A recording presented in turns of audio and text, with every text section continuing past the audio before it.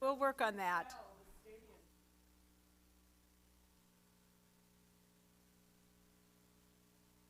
All right. So I'd like to call to order the special meeting of the Governing Board work session. The time is 6 o'clock. Let the record show all board members are present, and I need a motion to adopt the agenda. I move we adopt the agenda. Second. All those in favor? Aye. Aye. Aye. See, sometimes I do remember to call for the vote. Okay. All right. So we are looking at the topic is fiscal year 2019 budget process update. And I saw from the attachments that Mr. Miglerino must be feeling better, since he had quite a long attachment that no one could actually read on the... Anyway, Yes. Take it away, Mr. Miglerino. The floor is yours. Yes. Good evening, President Frank, members of the board, Dr. Finch. I do feel much better, and thank you for allowing me to excuse myself. I think I would have been quite the distraction at the last meeting. I think we actually excused you, is how it happened, but go on. No, yeah, I appreciate that. This evening, just to kind of set some context, this is our first look at next year's budget, and I think the objective from tonight is to have a dialogue and discussion with the board regarding what some of the priorities the board sees moving forward. So we have some specific information to share with you, but I don't want you to be confused that this is a definitive plan that we have at this point in time. There are a lot of variables that go into building the budget, and I would say that we probably have a very small percentage of those as known entities at this point in time. So this will be several iterations that we'll see over time, but it won't. I don't expect it to swing wildly from one number to another, but I say that I may have jinxed ourselves. So we'll hope for the best, but just know that it's a very dynamic process. Again, the objective tonight is to make sure that we're focusing on some of the priorities that the board wants us to focus on, specifically our financial resources. So with that in mind, we'll kind of jump in, and we have certain revenue changes that we want to make sure are just kind of noted. I like to consider these, part of the assumptions that are built into some of the numbers that we're going to share with you. And trying to make sure I get on the right page with you guys. So it's important to note in fiscal year 19, we're anticipating current year funding to continue. We were held harmless last year. We are currently in this year relying on current year funding. We are expecting to rely on current year funding next year as well.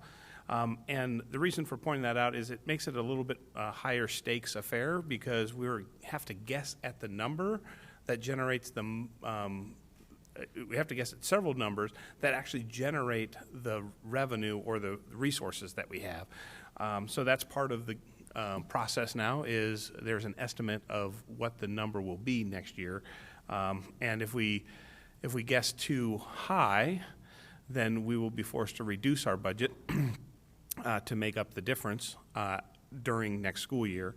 If we guess too low, we get the opportunity to add additional resources, but we don't get to consider those resources when we're making the initial plan. So, it cuts both ways. In that projection, oh, please. I think Ms. Tweedy has a question. I'm just curious,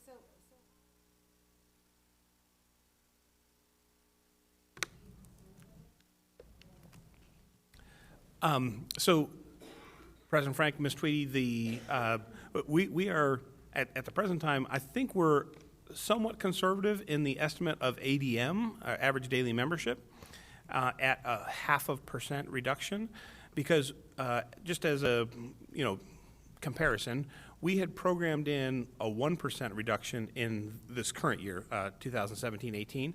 And we've been trending, if you remember some of the enrollment reports that somewhat correlate to what we see in ADM. We were seeing somewhere around 0.6%, maybe 0.5%. So we were beating it by maybe half Some of the initial reports that we have actually have it even being a little slightly better than that. But I caution that, especially at the high school level, those numbers erode with time due to students taking alternative courses outside of the Deer Valley School District organization, and then we have to deal with concurrency. So the state only will pay for the value of one for every student, and if that student takes classes with us and with somebody else, that has to be prorated between the two entities. So that happens throughout the course of the year, and because many providers have the ability to have an open calendar, especially the online providers. So even though we're doing a little bit better than, the initial reports show that we're even doing better than 0.5% reduction, I think that we'll probably end up at about 0.5%. We're projecting another 0.5% decline for next year, and I think we'll do a little better than that, but most of that 0.5% has to do, again, with a large senior class that we anticipate to be promoted or graduate, and a smaller kindergarten class. But as Ms. Allred has shared, some of the early indications with some of our efforts to target kindergarten students have yielded positive results. So I think we can maybe beat that 0.5%, but I would say we're optimistically conservative with our projection for next year.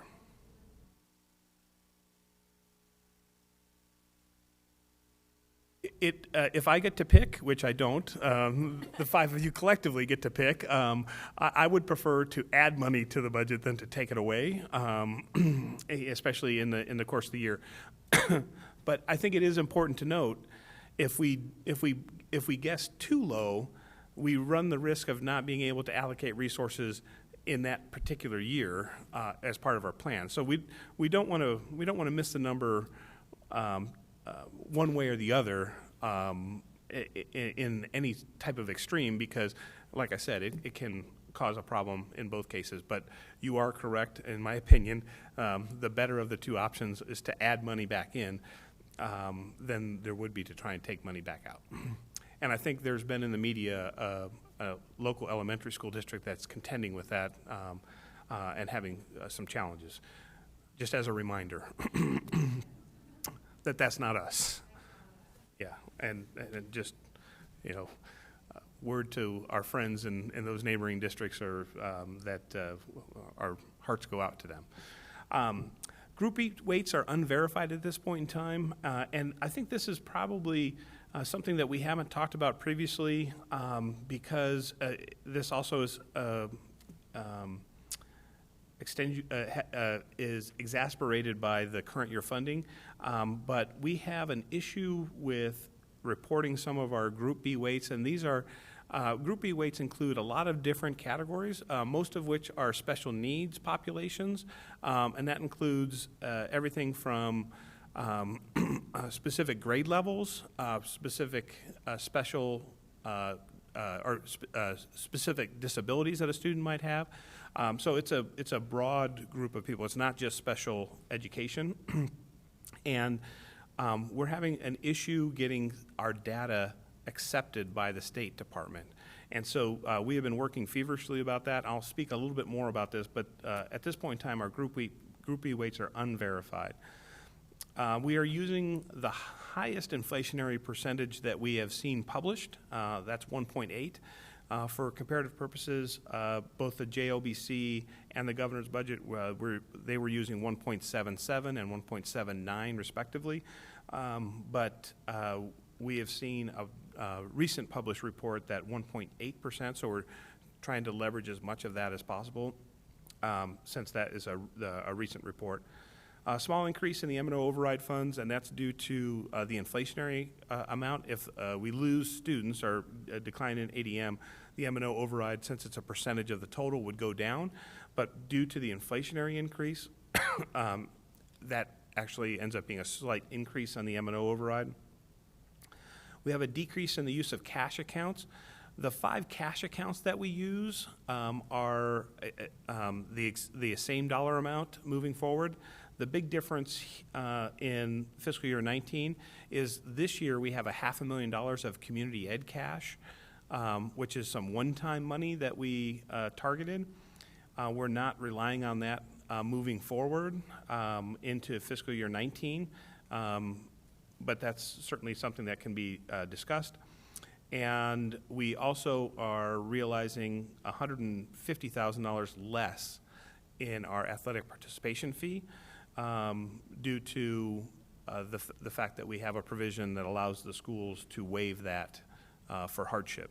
So we're seeing a $650,000 decrease in the cash accounts that we use to help offset M&O needs. This does include a provision for a capital allocation not only to the schools and the departments, but also for the previously discussed curriculum adoption we have planned for next year for career and technical education.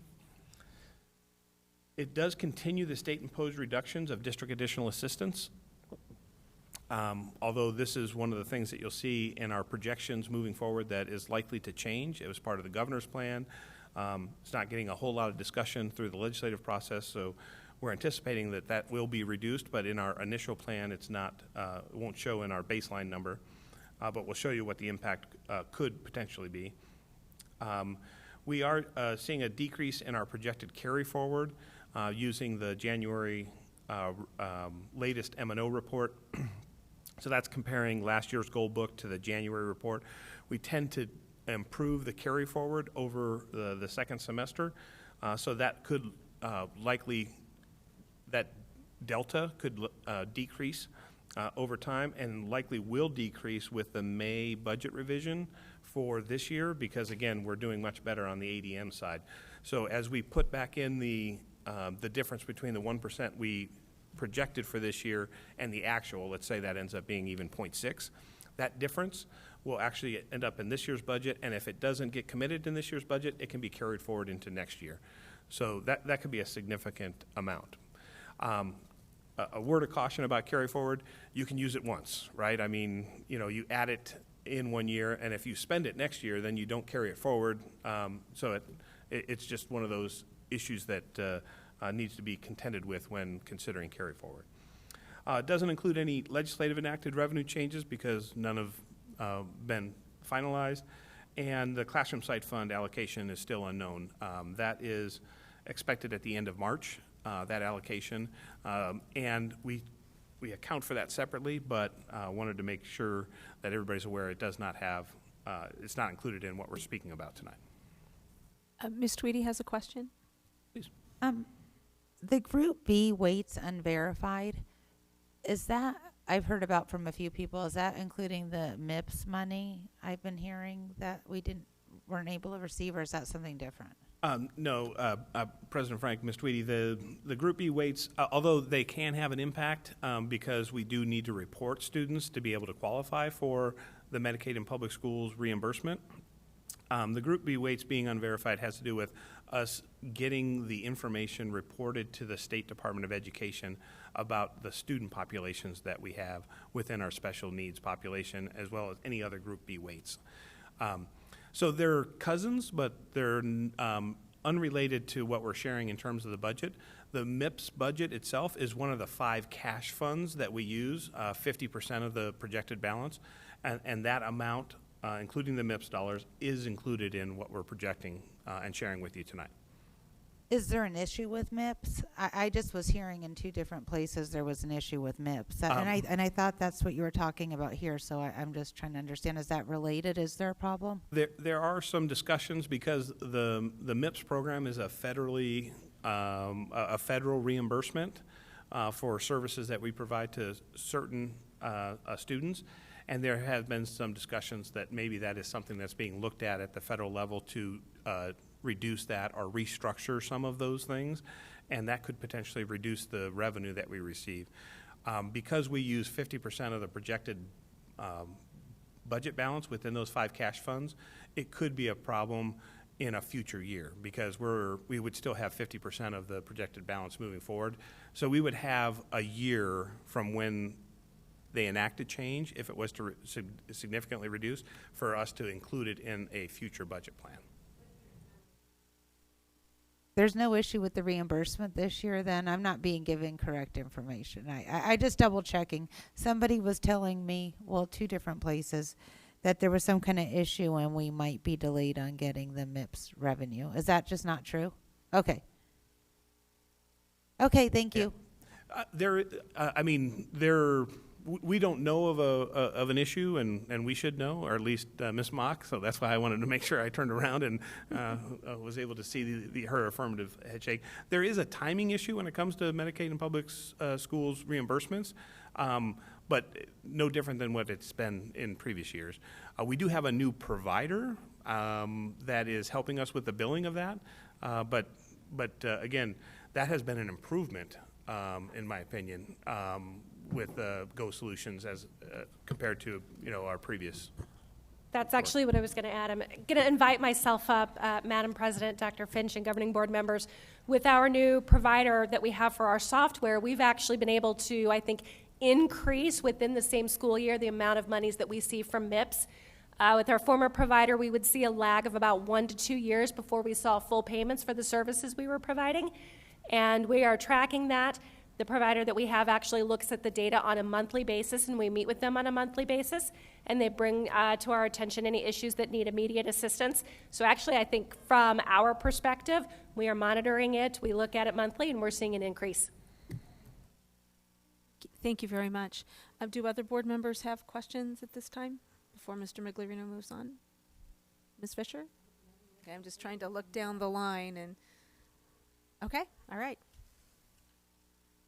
Okay, so on the expense side, here are some of the assumptions that are included. We have a decrease of certified staff due to the ADM reduction. So, fewer students yields a need for fewer teachers. And so we'll get into some of those specifics. Includes the general education staffing, but not any new staffing requests. So if somebody, was making a new staffing request, that's not included in what we're sharing this evening. We do have a slight increase in classified staff, and we've also have a provision in here to cover the minimum wage increase in January of 2019. And you'll be able to see that, that amount separately identified. We have included professional growth. We've had this conversation, or tend to have this conversation annually, and the employees earn the professional growth. If we were to do something other than honor that, it would be a future liability for us that would have a compounding effect. And we have seen the amount of professional growth be reduced in years, I think maybe for a variety of reasons. And but we have included it in here, but there is always the option for us to reconsider that, or for the governing board to reconsider that. We wouldn't do that without your approval. No other salary increases are included, but we have identified what a 1% salary increase is, just for a reference number. There is an increase to the ASRS contributions. Unfortunately, I say unfortunately because I'm hoping at some point in time that percentage will come down. Unfortunately, not going to be next year.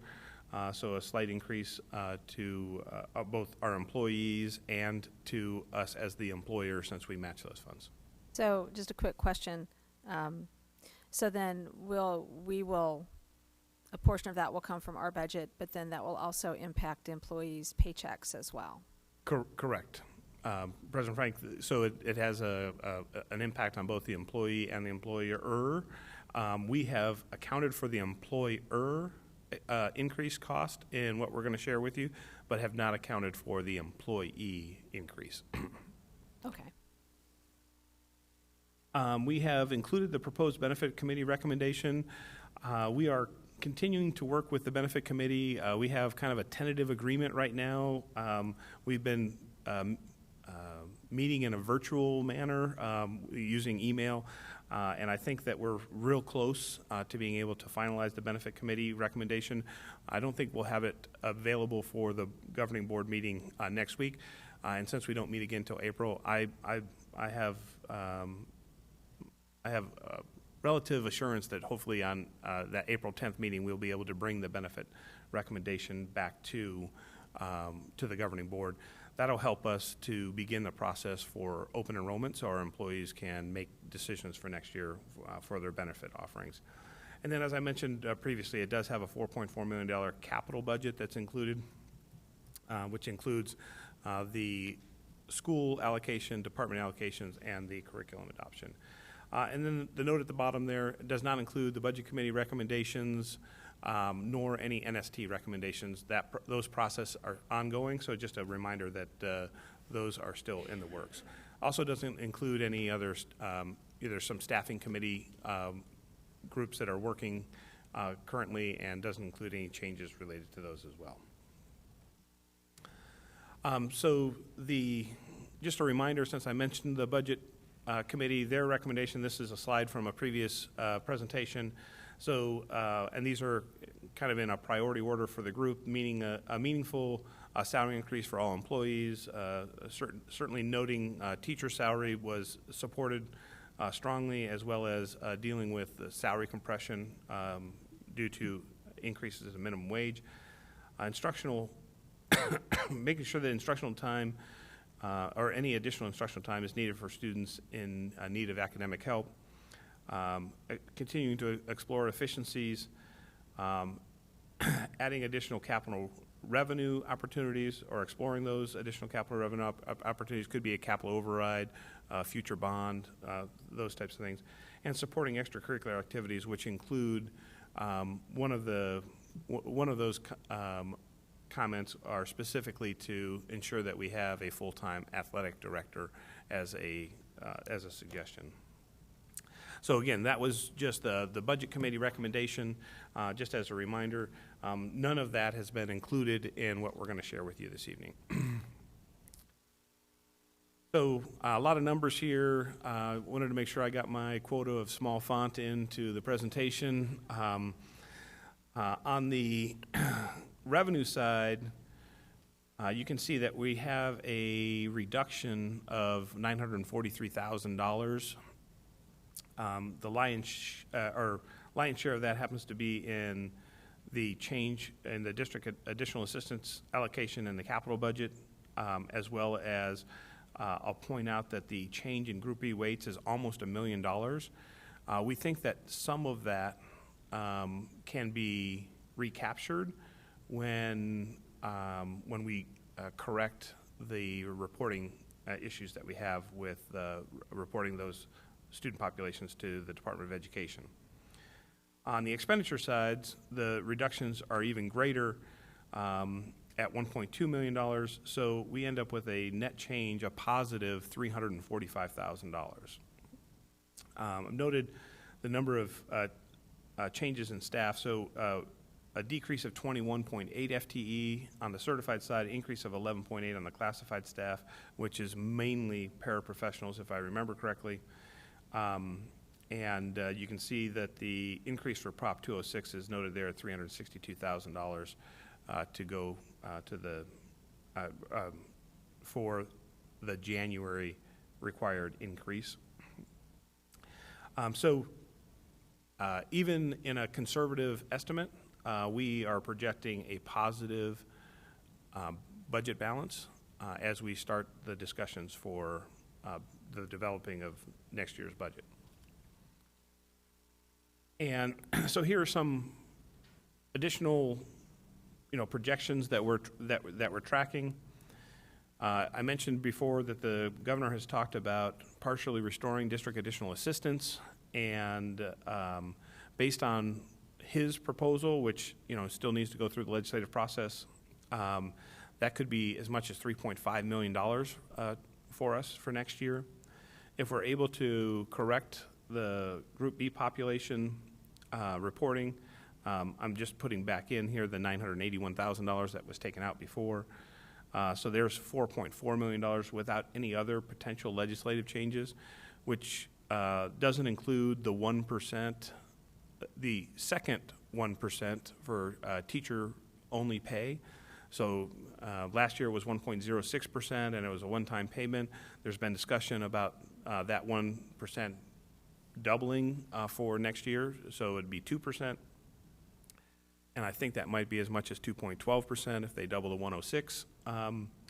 And they're talking about including that in the base support level for next year. Although they're having some challenges, I think, writing that language and making sure that the accountability still, accountability component is still there. But that's not included in here, and that's $1 million, just in round numbers. It doesn't include, there's a gifted funding bill that's getting some momentum down at the Capitol. Doesn't include that. So any other potential legislative changes could actually increase that number from 4.4. So if I add the 4.4 to the previous $345,000, we could have a potential remaining budget balance of a positive $4.8 million if those things are realized. So in a roundabout way, we could have as little as $345,000, or we could have as much as $4.8 million, or maybe even more. And one of the things that is part of the objective for tonight is to actually find out what direction the governing board can provide us in terms of, if it is a positive number, where should we be focusing those financial resources. So just some additional considerations and maybe some noted time frames. So the Budget Committee input, since we went through that process and just honoring that, I don't think there's anything that's objectionable in the Budget Committee recommendation. Certainly, one of the things that we, since we are such a service-based organization, salaries play a big role in what we do, and that was their number one item on their recommendation. We certainly can talk about use of other funds. Other funds could include the Classroom Site Fund. It can include cash accounts. I mentioned community education. We have they have participated in helping us balance our budget over a number of years. I'm trying to find polite words. Stealing seems a little harsh. We have the Auditor General Spending Report, as that was just issued last week. It provides us with some detailed information, how we compare with others, how we allocate resources compared to how other districts that are like us allocate their resources. Certainly potential for reorganization, a new superintendent, changes in personnel give us opportunity sometimes to look at that as an option. I previously mentioned, because it's been talked about a lot, the district level athletic director as an option. In my opinion, that would fall within the potential reorganization. And then any other wishes that the board might have in terms of where we should direct financial resources. And that's part of what the discussion is intended for tonight. But before we get to that, just some timelines. So the NST continues to meet. I mentioned that maybe that we're hopeful that the benefit recommendation could be before you at the April 10th meeting. We haven't quite got to the point of being able to identify a salary recommendation timeline for you, but we do have regularly scheduled meetings planned to work on that. We do have the budget revision by May 15th, which will likely add to the carry forward number, which then increases that 4.8 number even more if that's realized. But ultimately, we need to have the proposed budget done in June, because we only have till July 15th to adopt the budget. And so those are the kind of timelines. And we have some parallel tracks that are working. I mentioned the negotiating solution team, some of the staffing committees that Ms. Moffitt is leading in human resources. So some of those groups are continuing to work to provide additional information that could also be helpful in determining what some priorities are. So I brought a big pad of paper and a fresh pen, ready to take some notes or answer any questions. I have a question. Mrs. Ordway. Just to go backwards for a little bit, we mentioned the bills and the actions that the governor's office may take that would add. Is there anything that they are talking about now, any of the bills that would affect this budget or next budget? Because I know that there's the internet tax that's that would impact us, but if it were to come to fruition, that would not affect us till next year? Yeah, President Frank, Ms. Ordway, so that would affect sales tax revenue, which could affect the general fund, and could affect classroom site fund specifically. And it would be based on when it was enacted as to when the impact would be felt, but it would likely be felt for next year or a future year, depending on how it's implemented. Okay, is there anything else that you've heard? Nothing negative for this year. Most of what we've been hearing, which I mean, sometimes you're waiting for the other shoe to drop, right? Has been positive as it specifically relates to education and education funding. It's how positive is, I think, the thing that's uncertain at this point, like how much of an increase, or how the funds are going to be distributed. Okay, thank you. I just wanted to make sure that we would be aware of anything that was coming down the pike that was negative. Thank you. Mrs. O'Brien? Thank you. Just as a follow-up to that, to Mrs. Ordway's question, the teacher salary increase that the legislature is trying to work on, have you heard of any of the language that might be thrown around or that they're contemplating yet with that salary increase? President Frank, Ms. O'Brien, we have talked on a number of occasions with our lobbying group regarding the language for that. There is an interest in the accountability to make sure that it only goes to teachers and it wouldn't be used for something else.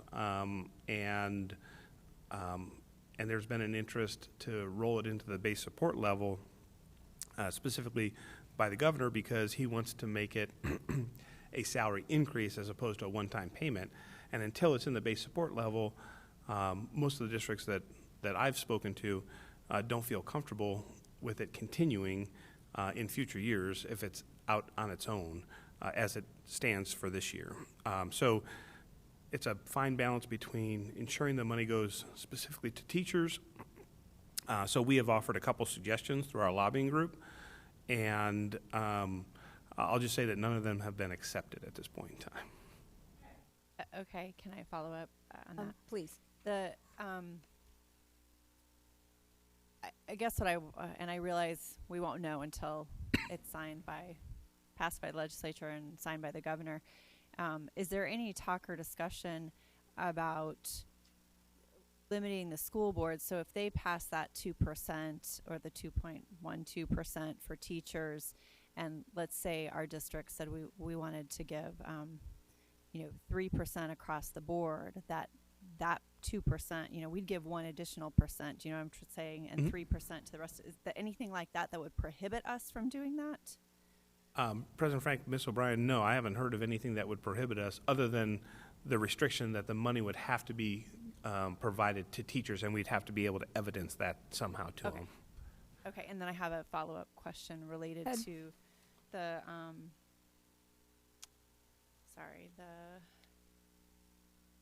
I think the Employee Benefits Committee. Is there any, the Benefit Committee, is there any discussion, or has there ever been a discussion about reducing benefits to increase salary? I know that in one of your meetings with with the Budget Committee, you talked about how Deer Valley's district was a lower salary, but our benefit package was much higher. Therefore, we meet our policy, and I'm going to mess up the policy letters, so I won't even try. Has that ever been discussed in that committee? President Frank, Ms. O'Brien, yes, I think every year we have that discussion, and I will just say that once you provide something, it's much more difficult to take it away, so typically that ends up being some sort of grandfather situation, or where over time there's a change, and through attrition it would be implemented. But I think the goal this year of the Benefit Committee, and I know we have at least one member here, was to try and minimize any of the impact of the benefits, to be able to say that if we're able to offer a salary increase, and there's certainly the potential is there, that we were able to offer a salary increase that didn't necessarily have a negative impact offset by an employee benefit change. And so that's been the discussion this year, but we have the conversation at least annually about that percentage breakdown. And we do it not only in the benefit committee, but also in the negotiate solutions team as well. I just have one thing to add to what Ann just said, and then I promise I'll be quiet. Well, you don't have to promise to be quiet. I had something I also wanted to add, but you go first. What has been discussed in the past, that in lieu of a benefit from the benefit package, then instead of you providing me with this plan, I would rather have the cash. Has that surfaced again? So in other words, I don't want your health plan. I don't want any of your benefits. I would rather see that in my pocket, and I'll take care of myself. President Frank, Ms. Ordway, yes, we get that question a lot too. So we have a number of people that what we call waive the coverage, and there is no financial incentive for them to do that. So if they elect not to take the benefit offering, we don't monetize that in any way for them. And so that comes up frequently as well. I would say at least annually. All right. And because we do take the savings and it's applied to the overall cost. So just like insurance in general, you're paying into a system, and I think when it comes to healthcare, hoping that you don't need it, right? And so they're just contributing at a greater rate than anybody else. I have seen systems that do financially reward them, but you have to be a little bit cautious with the Affordable Care Act. They have to have coverage, and we as the employer of record would suffer a financial penalty if they waived the coverage and didn't have coverage. We would be liable for that.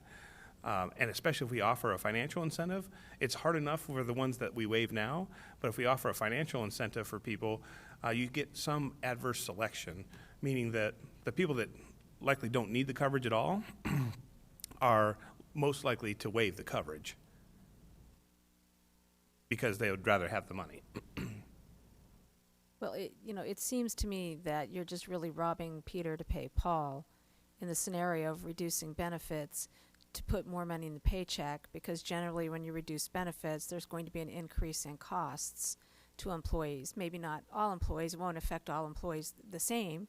It might affect an employee with young children who might go to the doctor more often than a single person in their 20s, if you catch what I'm saying. So I'm not sure that's really the best way to go, because if you increase costs to give them more money, they don't really have more money in their pocket, if you see what I'm saying with that. And to that point, President Frank, I think it would drive up the cost for everybody that's on the plan. Right. Because all the people that don't need the plan or aren't using the plan, because right now, and this is kind of a rule of thumb, so but it's been tested over time, about 90% of our costs are borne by only 10% of our population. Sure. I mean, that's kind of the whole idea behind insurance, really. And so if you take the other 90% that didn't have the high claim costs and you financially incent them not to be part of the plan, that's only going to drive the cost up for those that are using the plan, the other 10%. Right. Okay. Other comments, questions? Ms. Tweedy? I saw under the committee recommendations, it said continue to explore efficiencies. Are we exploring any efficiencies that are going to positively impact the budget? President Frank, Ms. Tweedy, I don't have any that I can list for you this evening, but we continue to look for efficiencies, like with our utility management program, to try and find ways to offset rate increases, things of that nature from the utility standpoint. We've been charged with at least looking at the potential for school boundary changes, and so those are things that are on our radar screen, but I don't have anything that we're incorporating into next year's plan as of this point in time. Mrs. O'Brien? Back to the benefits. On your budget projection update, I don't see a line for benefit impact, negatively or positively? So do we have some idea? I realize that we don't have a recommendation yet, but do you, within a few $100,000 one way or the other, do we know how it might impact so the bottom line? President Frank, Ms. O'Brien, I probably should have shared this, and I know it's a little bit premature, but the recommendation that I think is going to come out of the benefit committee, and again, we're doing some electronic polling right now. Excuse me, is I get choked up when I talk about employee benefits. Now I'm going to make myself laugh. I'm going to make it worse. Is the initial increase for the from the actuarial was an 8.2% increase, which equated to about $2 million. There's been some reconfiguration of the plan offerings, and that reduced the $2 million to about $1.6 million. And the benefit committee is supporting that the Valley Schools Employee Benefit Group reserves be used to cover the added expense, essentially so that there is no financial cost to employees. And new for this year would be including those employees that elect for dependent care. So typically that hasn't been the way the recommendation has come, but that is what is being considered right now. Could you say that again, that last part? That there would be no financial cost for premium costs for employees and the dependent care that employees may elect. So what he is saying is borrowing from your savings account. You heard him correctly. 0.7 million. Now, we've used reserves in the past, from my recollection. And so how are we in terms of the reserve balance if we continue to do that going President Frank, forward? that's a great point. We have, for a number of years, tapped into some of the reserves to offset some of the increases. We've been running at about 100% loss ratio, meaning for every dollar in premium, we have a dollar in claim and fixed costs. So we're treading water, but what we're having to overcome is medical inflation and prescription inflation, and that's where that 8.2% is coming up. But because we have had years where our loss ratio was less than 100%, we have built up a balance over a number of years. So at the beginning of this year, we had just over $11 million in reserves in the Valley Schools Employee Benefit Trust. This year, I think we have programmed $600,000 worth of use of reserves in fiscal year 18. We would be adding $1 million to that, increasing it to $1.6 million if the proposal goes as is currently being voted on. So then using the reserves would not, we would still have enough in reserves going forward, even if we were to take some out.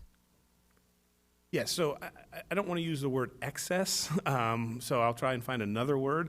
But yes, I think we have more in reserves than would be necessary, but that's also a good thing. Remember, we earn interest on those funds, and that helps us offset future costs as well.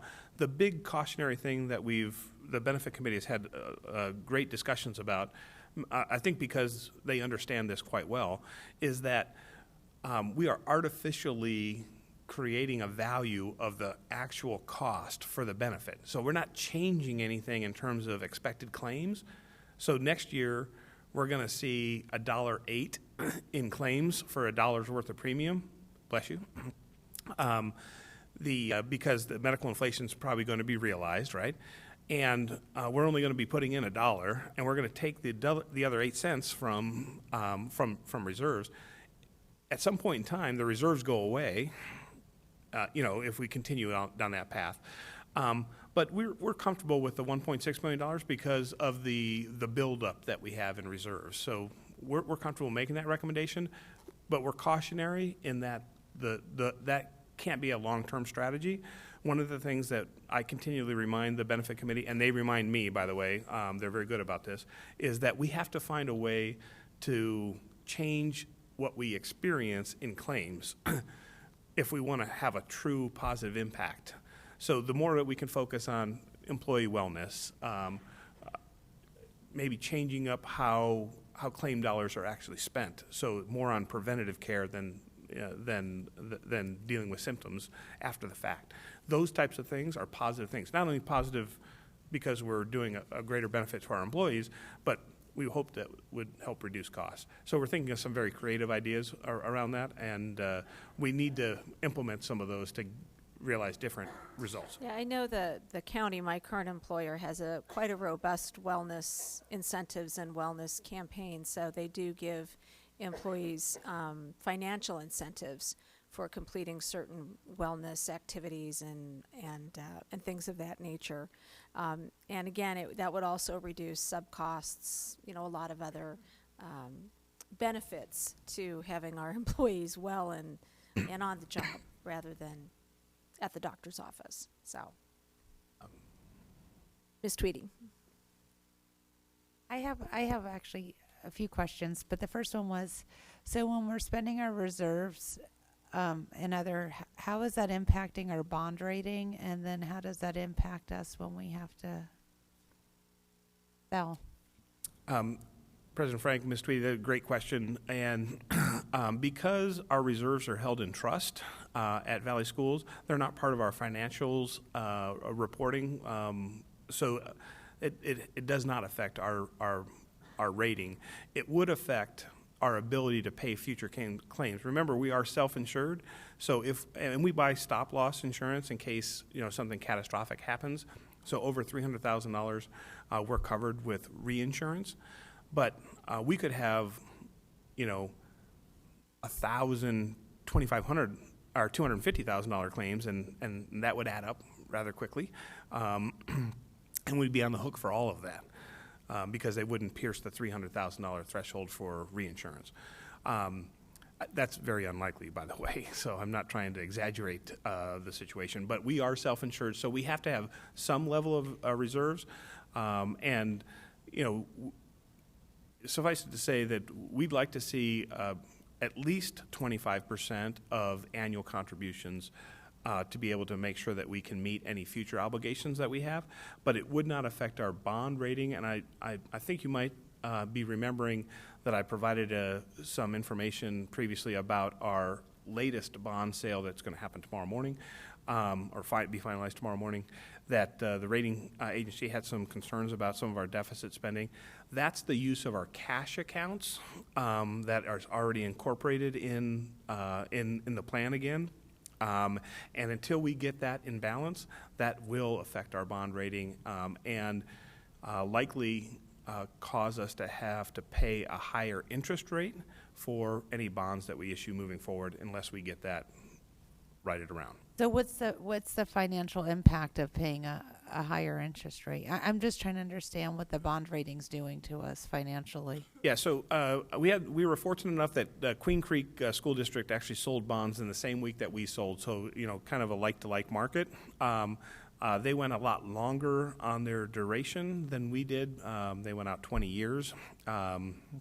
But for the same maturities, they paid a full basis point more than we did, and because they have a lower rating than us. So if we had if we were downgraded with our rating, we would expect to at least pay 1 basis point more for all the bonds that we would sell. So the way the budget's, what we're doing right now, you're not anticipating we're going to be making that situation any better? Actually, I think we are getting a little bit better with our deficit spending because we're not using as much of the capital reserves. That's why you see such a big decrease. And let me just scroll back to this number here. On the actual budget projection update page, that almost $2.2 million of district additional allocation, we're not using the reserve that we had previously in capital. But it costs, there's a revenue cost for us on the M&O side to be able to realize that. And so that one amount there is likely going to change our rating or address the concerns that the rating agency had regarding our deficit.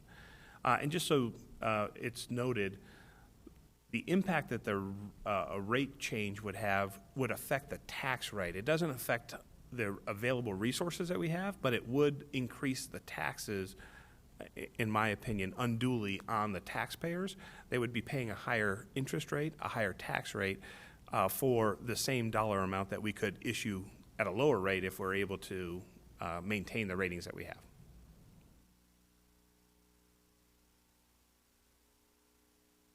Other questions? Mrs. Fisher? Jim, what's the reserve on all of our trusts? How many do we have, and what's the reserve on all of them? I'm going to go from memory here. So Valley Schools and Insurance Group, I think, is right at about $5 million. And I can get these exact numbers for you. And I believe unfortunately, the workman's comp group is right at about $1 million, just over $1 million, including incurred but not reported.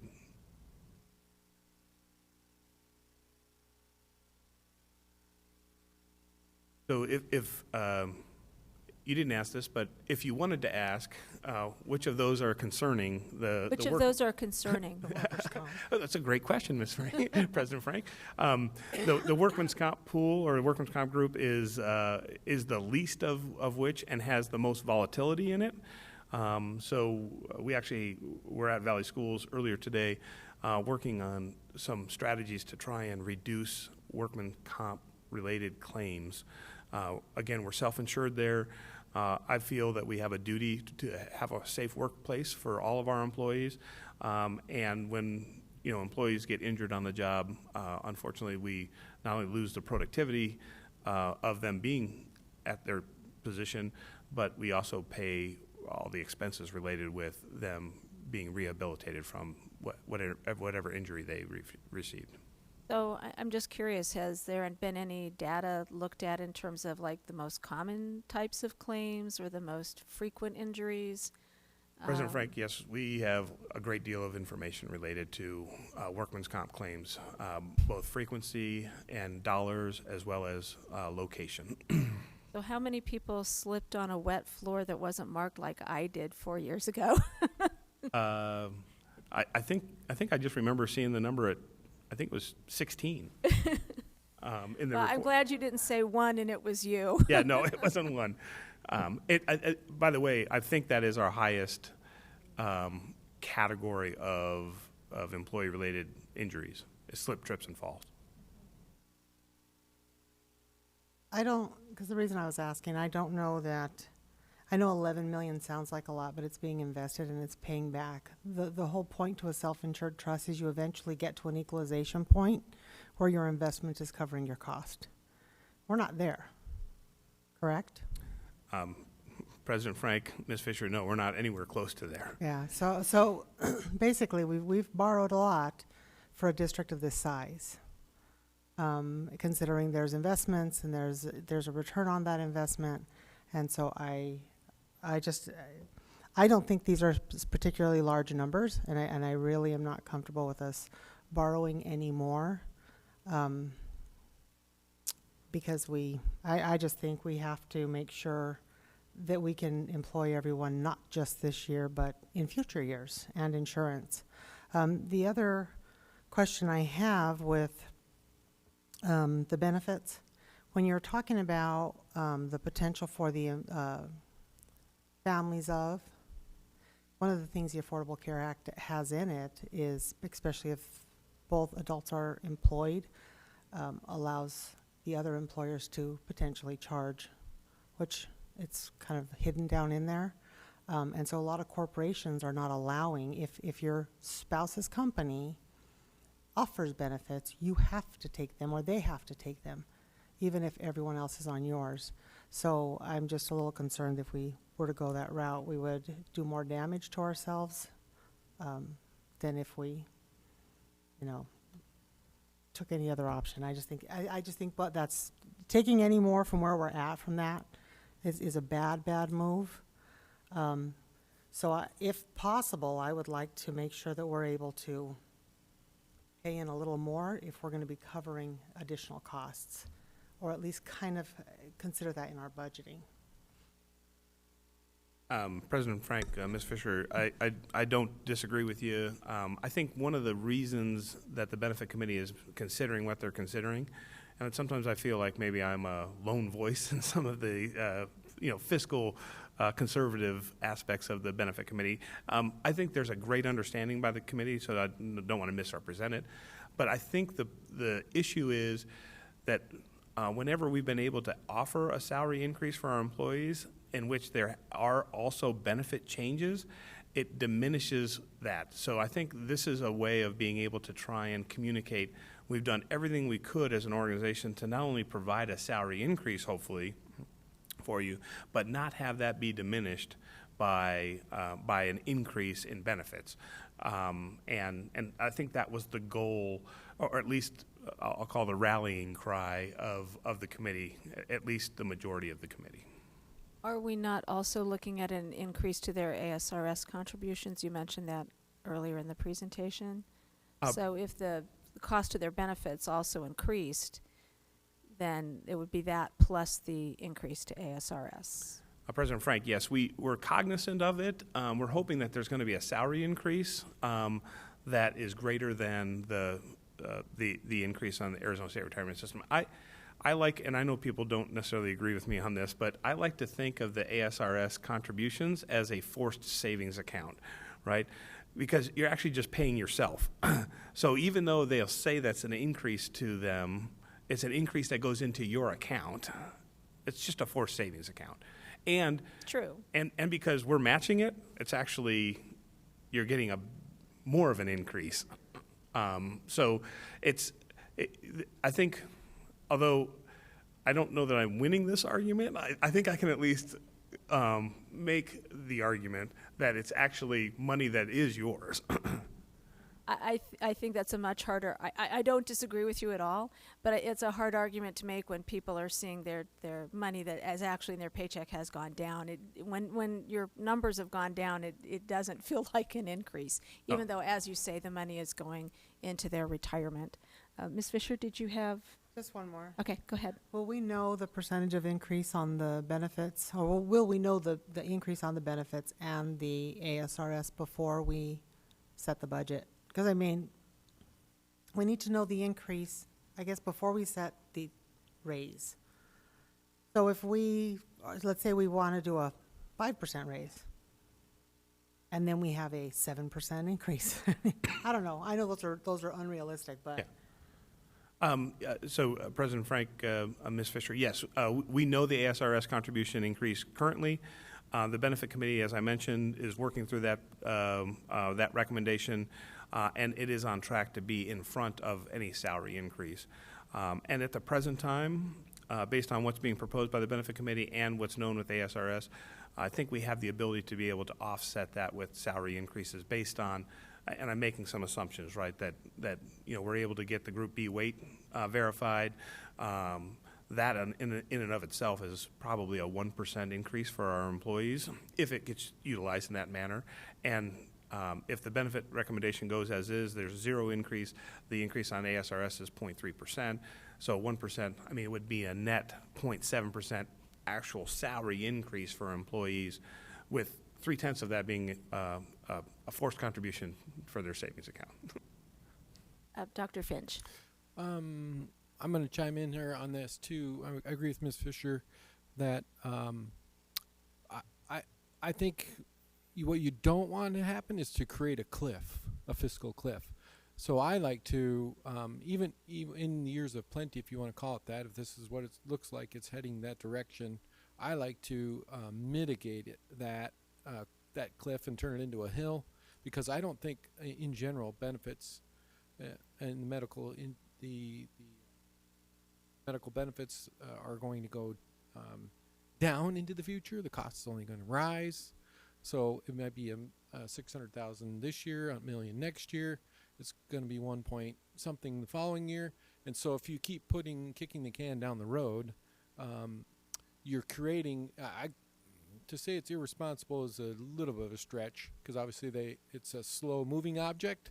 But if you create this expectation that it's always the district's problem, it becomes the district's problem, And that's when superintendents lose their job, when they get to the end of the road and they say, hey, superintendent, why didn't you say anything? That we've created a cliff at the end. Why didn't you tell us? So what I like to do is to share the responsibility. And if it is a year of more plenty, that maybe you do reduce that cost so you don't make the employee get the whole load, but get to share the responsibility. It generates this expectation that we're in this together.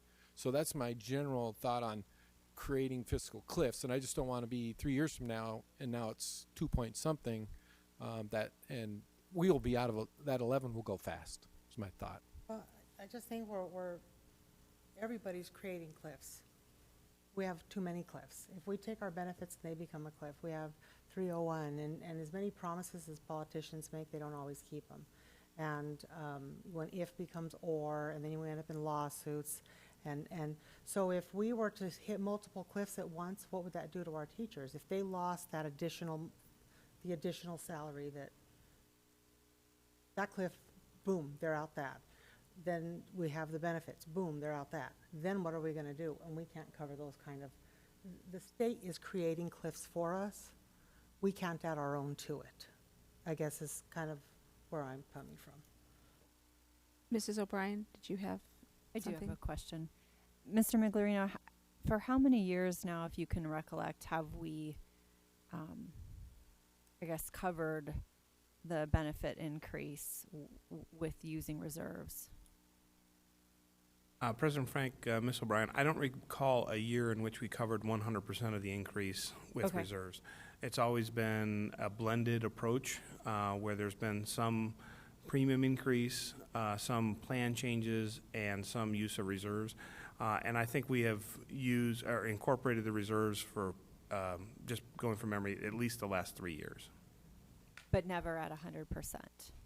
Bless you. Never 100% of the projected increase. A correct. blended Right. use, but And in all fairness, I would have to say that part of what's being recommended by the benefit committee includes a plan change. Remember, it was a $2 million cost initially from the actuarial that we bought down to $1.6 million with some plan changes.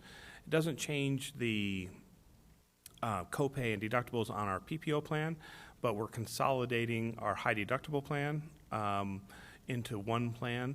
And so there could be a change, and we have about 811 people that would have to change their plan as a result of what is being proposed, and go to a higher deductible for their, if they remain on a high deductible on our high deductible plan. okay, thank you. Ms. Tweedy? I think one thing that would help me too is, so when I spoke, well, obviously the raise is important to all employees. When I spoke to classified employees and they were talking about the salary compression, and then the administrative group sent us all about wanting more support.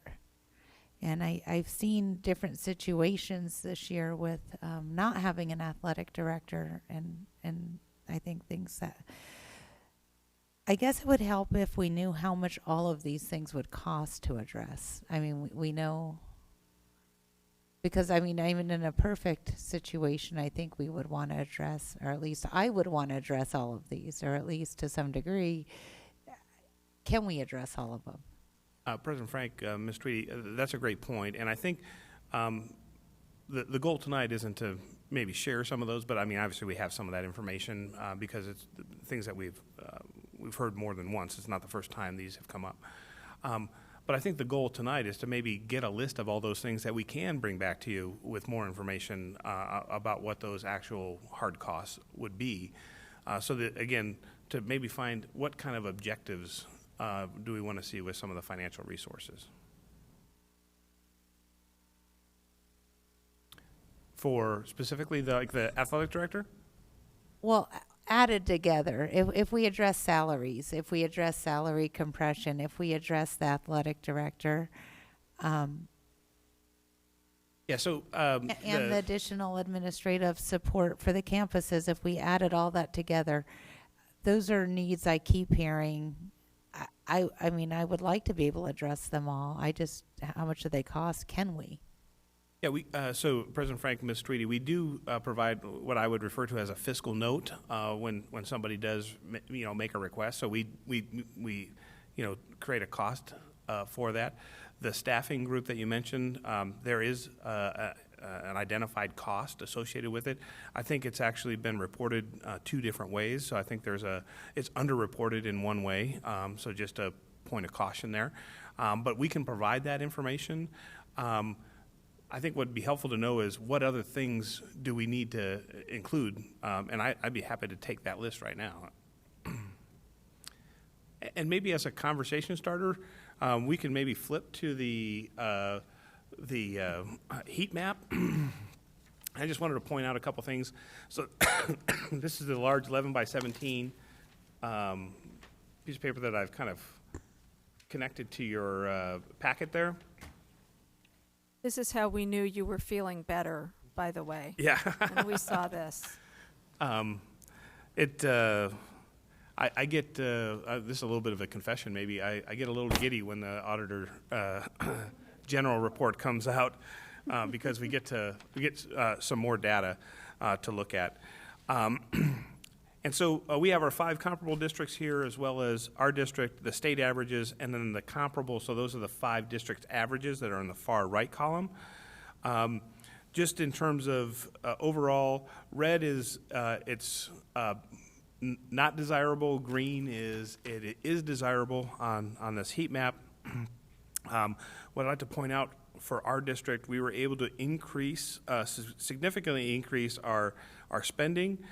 So I'm in the middle, the bottom section where it says per student. We went from $6,880 per student to $7,478.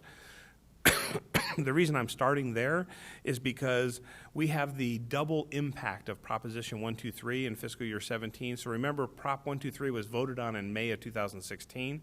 The money became available at the end of June, but it was actually spent in the following fiscal year. So we have the impact of Proposition 123 for fiscal year 16 and fiscal year 17 all realized in fiscal year 17.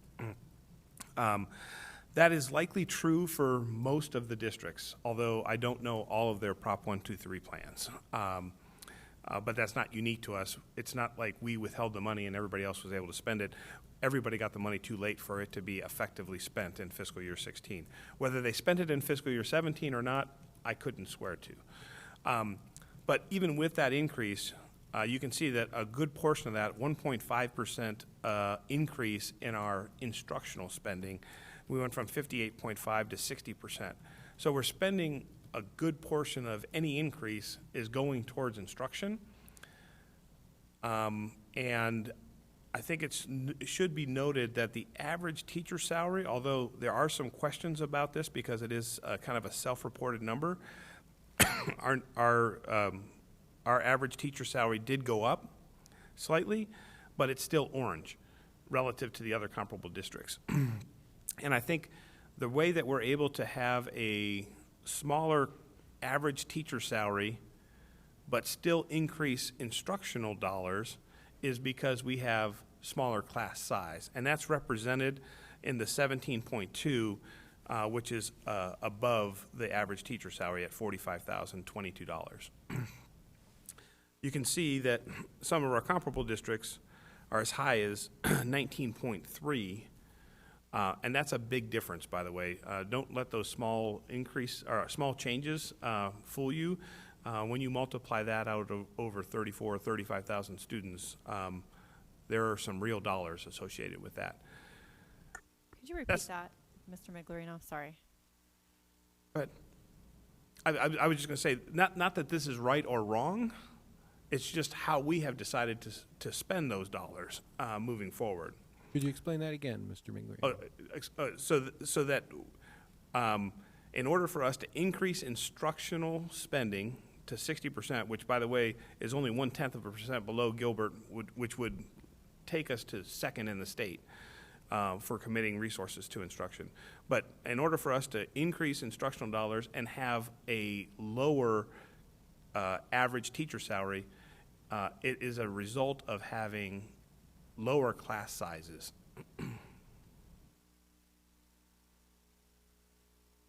And it should be worth noting also, because I love to look at this data, the 9.8% or $733 per student, however you want to look at it, the administrative dollars are pink or approaching red.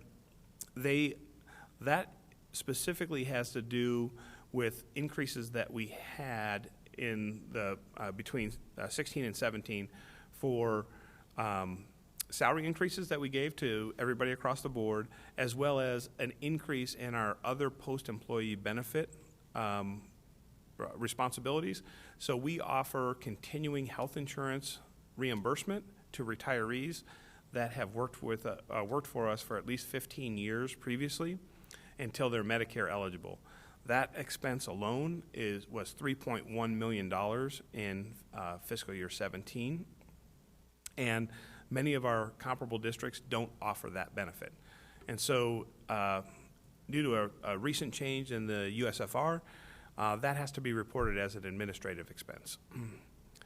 So you can see both Peoria and Deer Valley have that benefit, and surprisingly Scottsdale does not, but their administrative cost is still comparable to our two districts.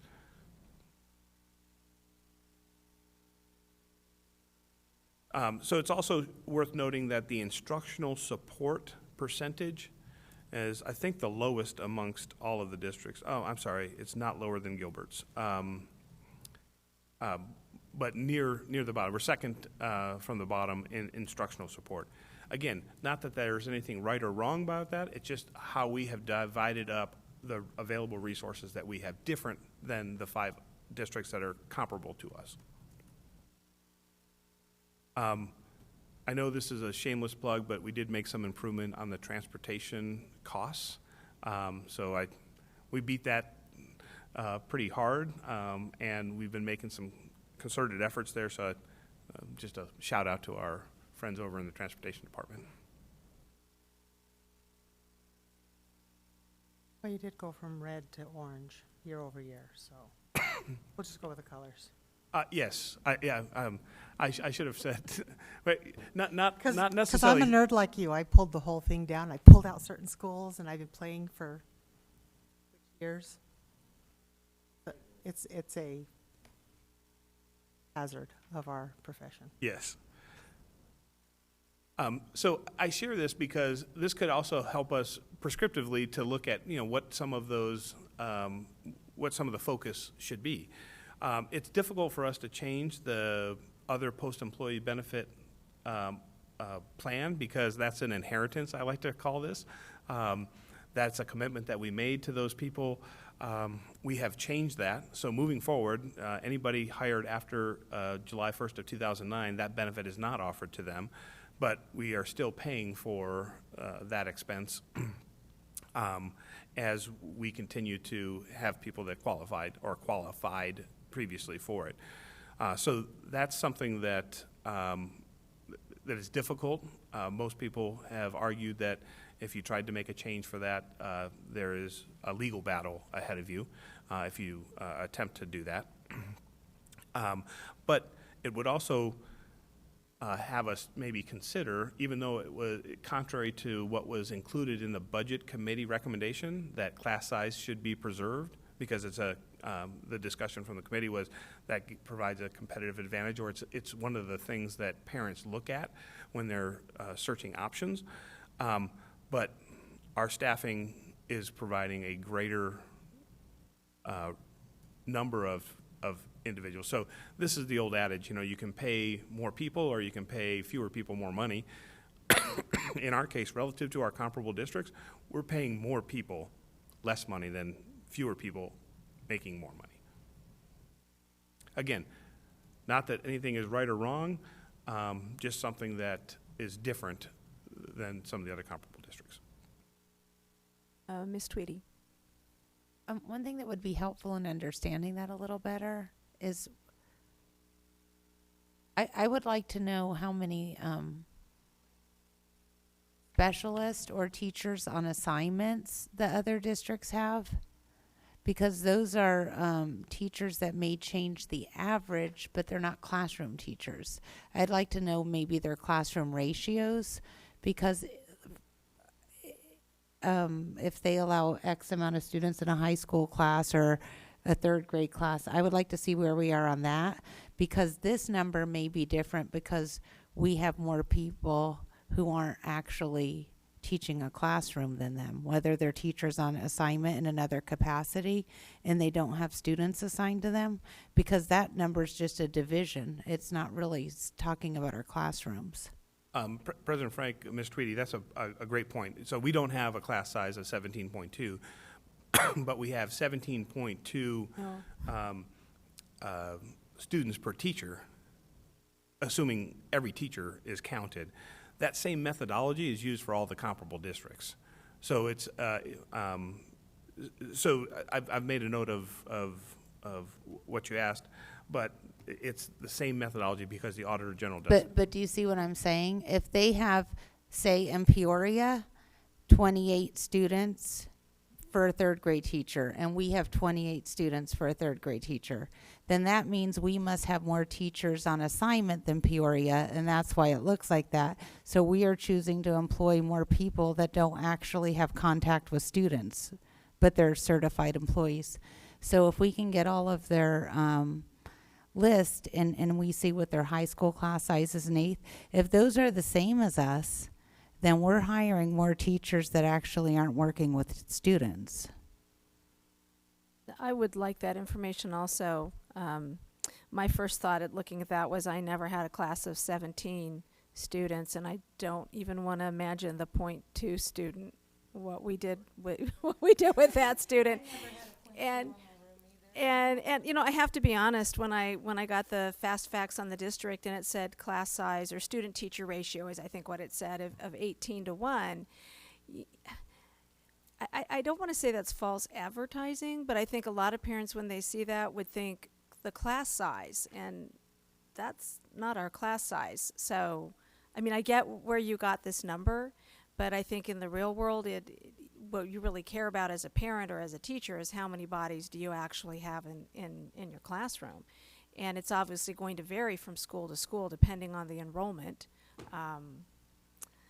But Ms. Tweedy makes a great point. Do we have more teachers on assignment than other districts that aren't actually in the classrooms working with students, so that our class sizes, not our ratio, actually might be higher than these districts that look like there's a better student-teacher ratio. Or a higher, yeah. If all that makes sense. President Frank, it does, and we'll do our best to try and capture that information. There is a school district employee report in which, so these aren't our numbers, by the way. This is just extracting the information that the Auditor General actually compiles. So it's straight from that report. So we're not calculating this, they are, using the same methodology for every school district. But I think the school district employee report, or SDER report, might be able to shed some light on it. I think where there might be a difference is for all those teachers that are actually teaching students, but not homeroom teachers, right? So a lot of our special areas, exploratories, PE, art, those types of things, reading specialists, special education teachers, all those that don't have a class load like a third grade class teacher might have. Right. Those are probably likely the difference, more so than teachers on assignment or TOAs. But I think the SDER will shed some light on that, and I think we can extract some information to share with you. So are TOAs included in the teacher count, though? Like if you have a TOA who's essentially doing an assistant principal assignment at a school, at a K-6, for example, or a curriculum specialist, are they counted as teachers in that group, or are they counted as administration? President Frank, they're supposed to be counted as administration and reported differently on the school district employee report as well. So they should be not only coded to a different account, but they should be in the account code structure, so they would show up in the administration line that you see that, for us is 9.8. And I can say for ours they are. Okay. I don't know, again, this is other school districts have to report. Not snooping around other districts in your spare Well, time, Mr. McLarino? I wouldn't have access to know Got if it. the information was I'm just kidding valid you. or not. Okay. But In our district, like the TOAs, the CISs, they are reported as admin, not as on the teacher count. I correct, guess and my the question. SDR would vet that out. So I think we can get to this information. I appreciate you requesting that. Okay. Other questions, comments? I had it, but it fell out. No. Mrs. O'Brien? On one of the, I think towards the end of the slide, or your presentation, Mr. Miglerino, the potential reorganization, when you come back to us next time with costs, will that have some positions and costs associated with, or maybe I should direct that question to Dr. Finch? Yes, it will. What I've kind of given my team an assignment, and the assignment was tell me what your Christmas list was, and then we'll put a real dollar to it, and then we'll talk about needs, wants, does it help our mission, our strategic plan, et cetera, et cetera. So that is getting closer. It's getting closer. So I think Ms. Tweedy is also on the right trail. I like the concept of here's everyone's Christmas list, and the impact dollar-wise would be valuable information for you. This is this first stab at this is kind of just big picture, just kind of give you a general idea where our economics appear to be at, where we think the governor's leaning, where the legislature's leaning. So once we get a little bit more specifics for you, I think it'll help make better decisions. But I think we're on the right trail from a budget perspective as thinking correctly. Mrs. Ordway? Are we to the point where we're giving you our wish list? That would be great.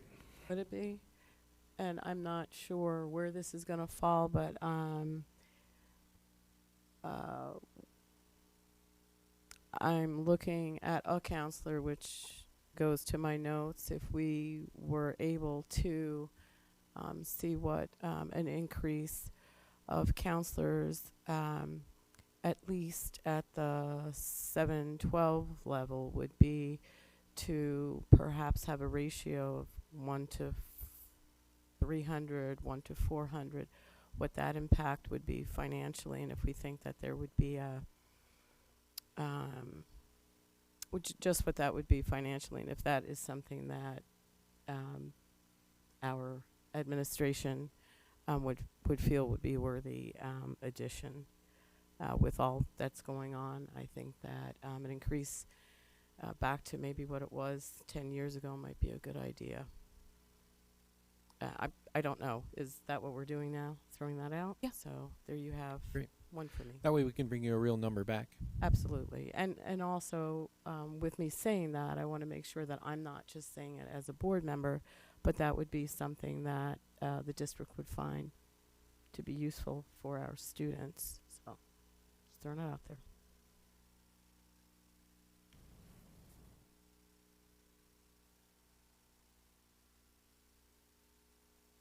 Ms. Tweedy?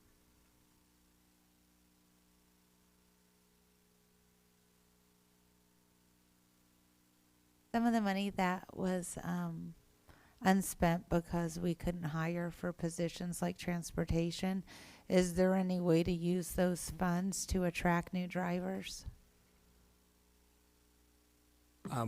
President Frank, Ms. Tweedy, so on the expenditure change line here, we have an attrition line of $1.2 million that's assumed for all positions. That's in the projection already. And it's not just transportation, but I know that we are struggling right now in terms of covering routes when it comes to transportation. We have a shortage of drivers. It's not the equipment that we have a problem with. It's that we just don't have enough people at the right times of the day to be able to handle the request from the schools. And I know this is frustrating for a lot of people, including transportation, because they haven't been able to accommodate the needs.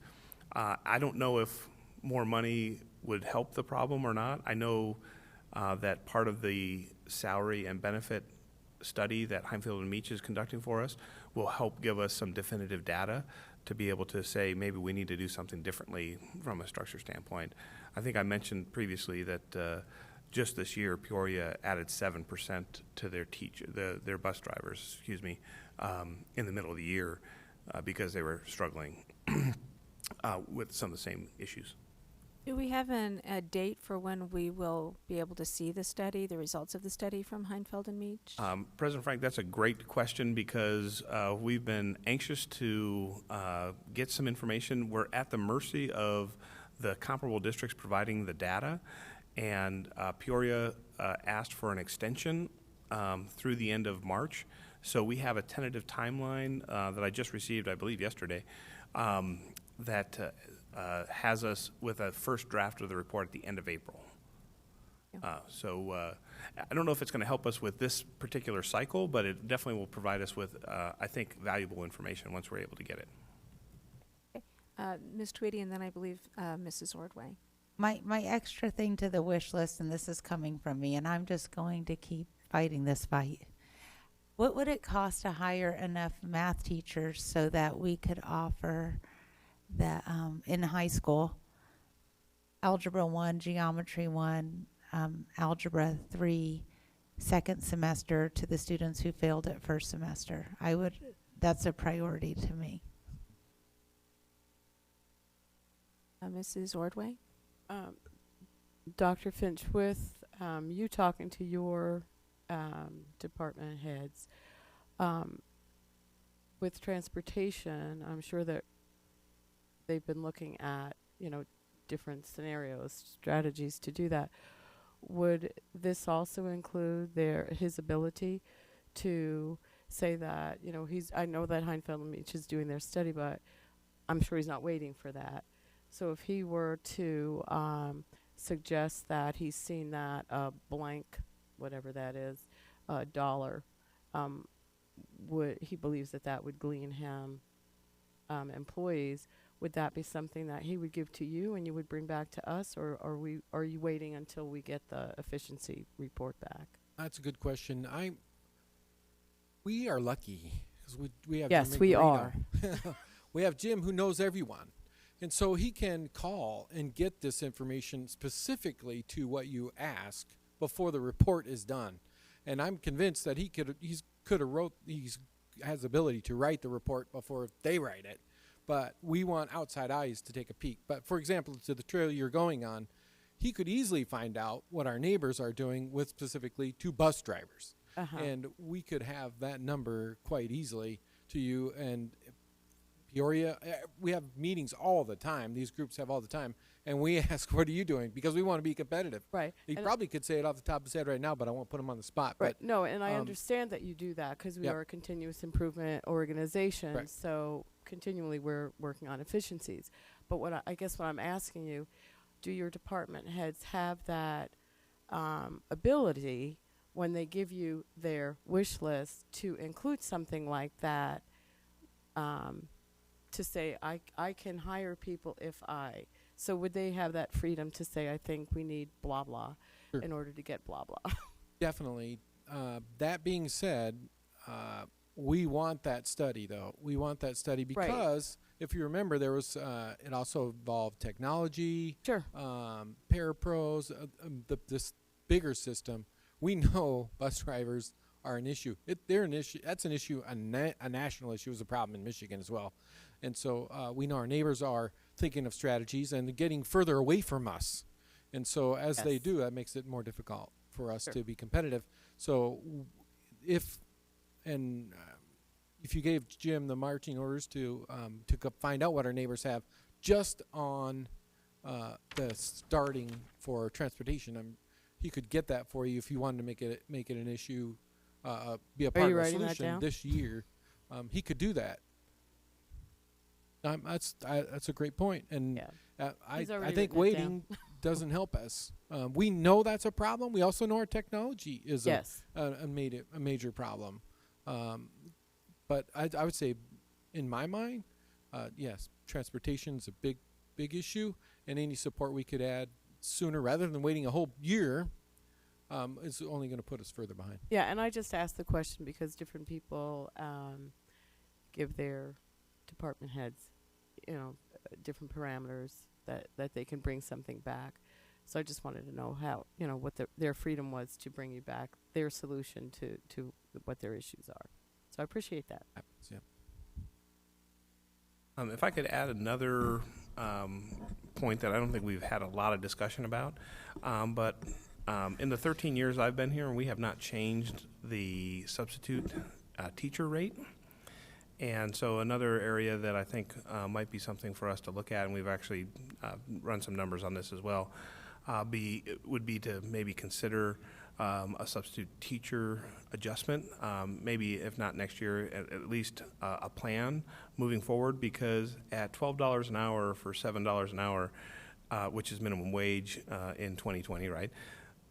That's the same dollar amount that we're spending on a substitute teacher today. And to have the credentials to be a substitute teacher. So, there are issues like this that are brought to our attention now we have a little bit of time, so I'm comparing a 2020 minimum wage to a current salary, but a current substitute teacher salary. But I think that's something that could also be added to the list if I don't see any objection. No, and I believe to your point, Mr. Miglerino, Deer Valley has been behind on substitute teacher pay for actually several years, based on what our comparable, not our comparable, but our neighboring districts pay. and we used to be so high, and then all of a sudden we went. Right, and I have one more question. Go ahead, Oh, Mrs. sorry. O'Brien. When NST is discussed, I guess I should just ask, does NST also bring a recommendation for starting teacher salary, or does that come from the budget and finance office or Dr. Finch? President Frank, Ms. O'Brien, it is part of the discussion that the NST makes as part of their recommendation. So we have language written in the certified manual for how the increase is applied to the starting pay, and there are also some additional language about increments that we give and things of that nature. So it is part of the NST process. Okay, so if an increase is discussed, that would be considered and brought forth on this wish list of sorts? No? Yes, and just I'm speaking historically. That hasn't gotten a lot of support in terms of teacher pay. We've made some concerted efforts to address starting teacher pay, just because we are in such a shallow pool of applicants, and it's not the most popular of choices with that group, I'll say, at least historically. I guess then then I would ask that you add it to your list of things to put a dollar amount towards, so that we can talk about it and consider it up here.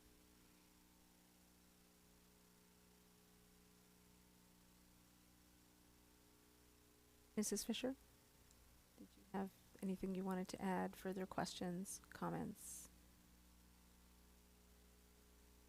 I guess for myself, what I'm hearing, obviously, salaries are a big issue for all employee groups, particularly the salary compression with classified as a result of the minimum wage increase. Teachers, asking for what's considered to be a meaningful increase that's not gobbled up with increases in benefits or the ARS savings account.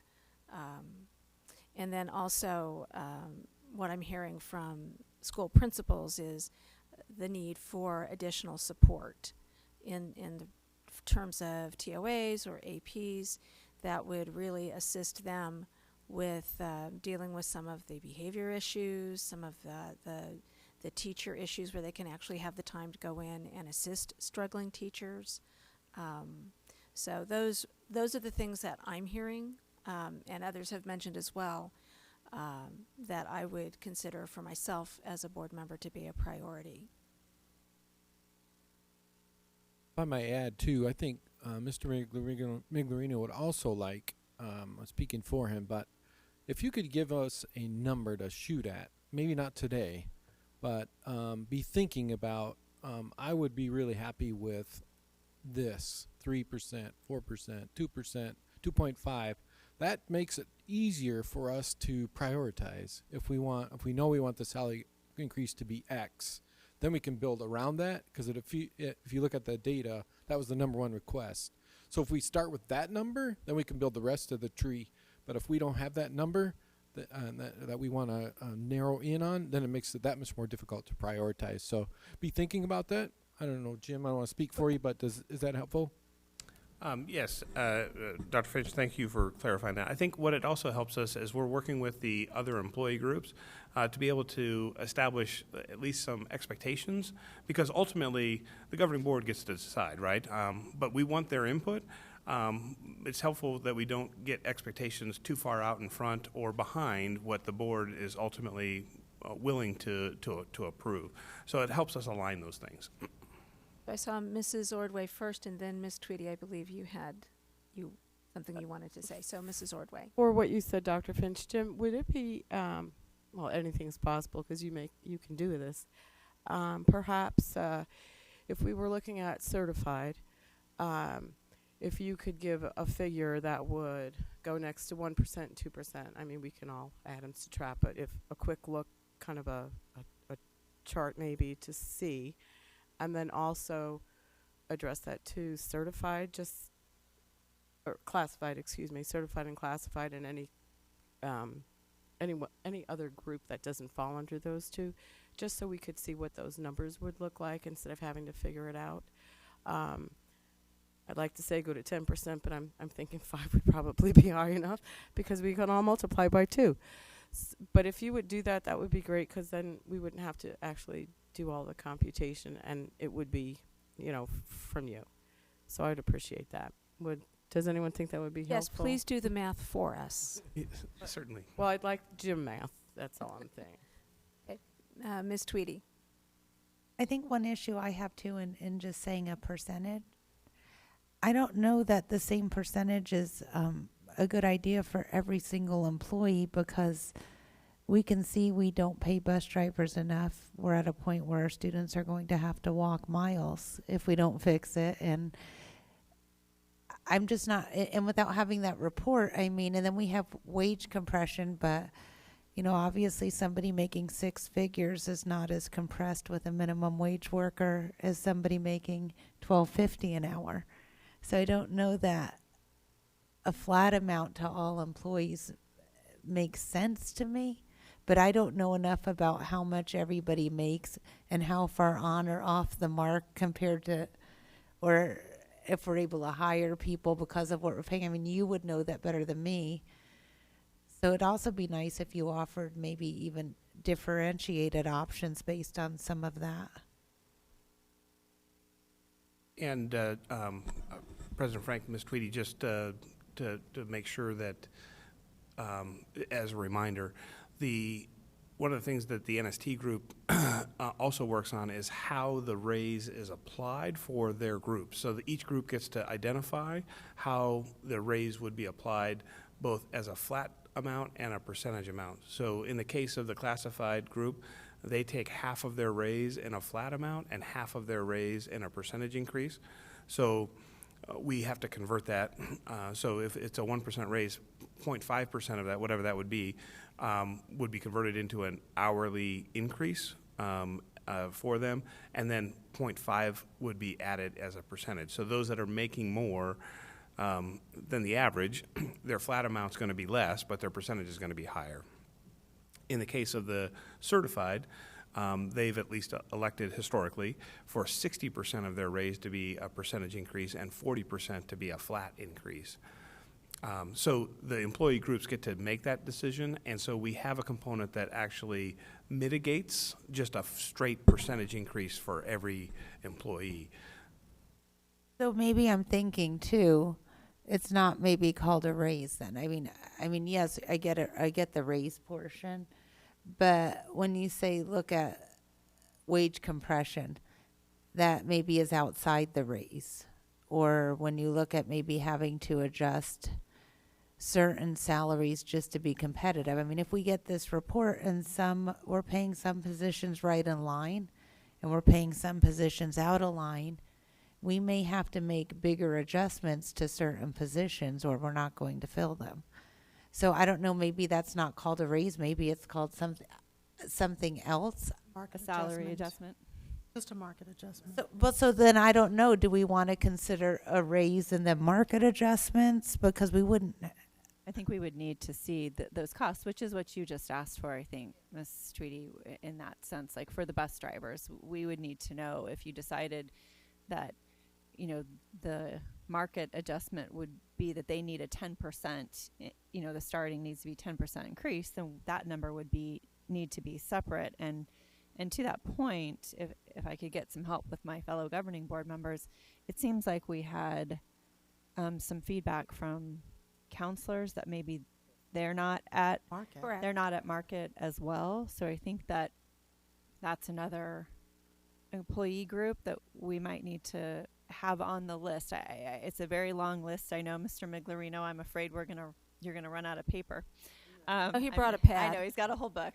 I'm just teasing him. I know he writes small, but I think that other employee group is also necessary, and I want to add, because I think that it's important, if the legislature does put in that 2% teacher only raise, that may give us some more flexibility with what we can't do with the money that we might have. So And- I appreciate you, Mr. Miglerino, splitting those things out and doing the math so we're better able to evaluate. And to your point, Mrs. O'Brien, I would agree that counselors need to be separated out as a separate group. We've heard quite a lot from that group, at least as long as I've been on the board, and some of the inequities in their pay. So that is definitely something that if we have the opportunity now with some additional money coming in from the state, this would be a good time to look at that. Mrs. Fisher. A couple things. One, I just looked up all of our partner districts and what they pay for their subs. We're right in line with all of them. It ranges from 85 to 125 across the board. No, we're at 85 and 125, which is identical to Gilbert. Chandler's 90 and 125. Paradise Valley is 92 and 125. Peoria is 95 and 125, which is really odd. They also provide benefits once you hit the 30-day, which I thought that's expensive. Scottsdale did not report. Scottsdale didn't report. So I don't know how much stress we need to put on that, but to do the market adjustment, we'll really have to have complete data. So I just think it would be better if we consider a market adjustment when we have a true study, but we would have to hold a reserve back. That's just my opinion. So if we're going to say give a 1% raise, and we know that there's a potential for a market adjustment, we would have to hold a reserve back for those market adjustments to occur. So we'd have to estimate what we think it might be, because you're not going to truly know what your market's doing until you get a study. Things like this, like what I just looked up on ASBO, it's self-reporting, which sometimes, numbers are reported a certain way that they're not very factual sometimes in public reporting. But so I think we need a true picture of what that looks like. But if we could at least identify the areas, like, well, we know counselors, we know bus drivers. There are specific individuals that I've seen their salaries, and I go, I would not do that job for that much money. So I think that it would be best if we could at least identify who potentially could be outside of an appropriate market, and then just consider what that reserve would be to need to hold back. And thank you for those comments, Mrs. Fisher. That makes a great deal of sense. Dr. Finch, did you have anything to add? Okay. Any other board member have anything they wish to add to the discussion or further questions they wish to ask? Mr. Miglerino, is there anything else that we can provide with you that we not No, I provided you with? appreciate the input this evening. This has been very helpful, and we look forward to continuing discussions. This is obviously, as I mentioned at the onset, won't be the last time that we'll have these conversations. And thank you very much for, oh, I just Oh, have, Ms. O'Brien. actually one Sure. for No, go ahead. Dr. Finch and you is when will we be talking about the budget again? You know what, when the budget comes back up again, Jim? Dr. Finch, members of the board, I think that we're targeting the benefit committee to bring their recommendation back. And so, whenever we have a recommendation like that, there's an appropriate time to provide an update in terms of contextually where that, how that changes from what we presented this evening.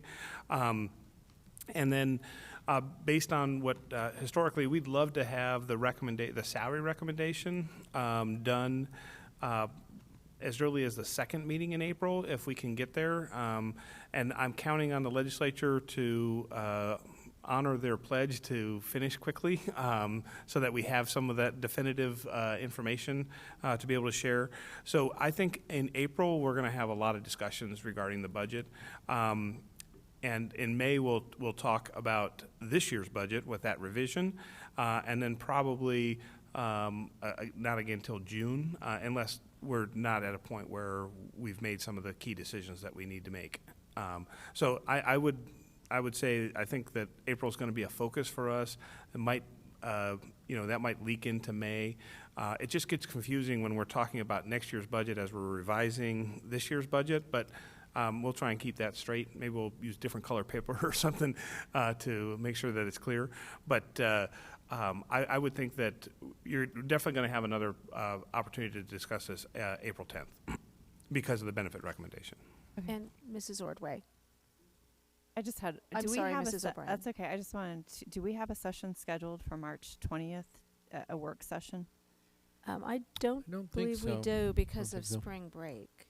Well, our spring break is the next week on the 27th. We don't have a regular meeting on the 27th. I didn't know how many of these Tuesday meetings that were on off weeks had been put on I the don't think we have books. one for the March, the one you're referring to. So we'll the have 20th. a meeting March 13th, and then we're 13th. done for the rest of March. We do have a work session after that meeting, the 13th, but we don't have them for the 20th. I don't think so. No, we don't have a Tuesday in between in March. Okay, just want to verify. Mrs. Ordway? With the busy April, Jim, when did you say we expect the efficiency back, the study? President Frank, Ms. Ordway, I believe that the early draft of the report is due at the end of April, and I think it was the very last day of April 30th. So, Okay. It might not be helpful for us this round, but if you use Ms. Fisher's strategy of holding money in abeyance, just in case, or as you get better data, then you can make, then you can actually make I changes. just want to on make this sure we budget. have an idea of how much we're going to be Yep. holding back. And maybe we could get that study moved up. I don't know. All right, thank you. That's our,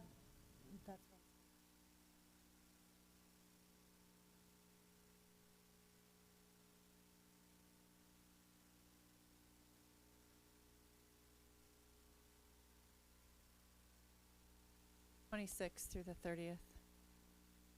Runs right up to Easter. so we're only having one meeting this month completely? One full board Have meeting. one Yes, full that's board why I was. meeting in That's why I was asking. Right, that's what I was trying to figure out looking at the calendar. Yeah, we don't have 'Cause a I thought meeting your week scheduled on was the a week 27th, after mine. 26th. Okay. Why don't I go do I have a motion to adjourn the meeting? If there's no further questions on this topic, we can discuss this after the meeting's been adjourned if we need to. Do I have a motion to adjourn the meeting? So moved. Dr. You didn't speak quick enough. Do I have a second? Second. And I'm going to remember to ask everyone to vote this time. All those in favor? Aye. Okay, so motion passes 5-0, and we'll adjourn the meeting at 7:49. Meeting is adjourned.